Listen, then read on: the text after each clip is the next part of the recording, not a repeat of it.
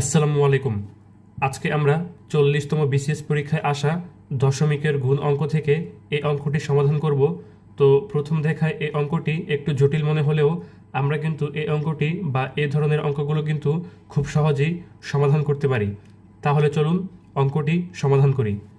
আমাদের প্রশ্নে রয়েছে 0.1 গুণ 0.01 গুণ 0.001।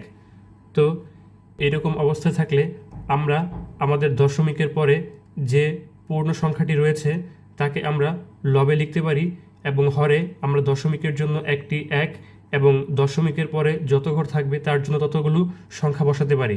যেহেতু এখানে এক ঘর রয়েছে তাহলে একটি শূন্য গুণ এখানে আমরা একের জন্য এক বসাতে পারি এবং দশমিকের জন্য একটি এক এবং দশমিকের পর যতগুলো ঘর থাকবে ততগুলো শূন্য, দুইটি ঘর দুইটি শূন্য। এখানে আমরা এক বসাতে পারি এবং দশমিকের জন্য একটি এক এবং দশমিকের পরে যতগুলো ঘর থাকবে ততগুলো শূন্য। এখানে তিনটি ঘর রয়েছে তার জন্য তিনটি শূন্য। তো এখানে আমরা যদি লব এবং হর গুণ করে দিই তাহলে কিন্তু আমরা আমাদের কাঙ্ক্ষিত উত্তরটি পেয়ে যাব। তাহলে এক একে এক এবং এখান থেকে যদি আমরা গুণ করি তাহলে এক এবং শূন্য রয়েছে একটি দুইটি তিনটি চারটি পাঁচটি ছয়টি, 1 2 3 4 5 6।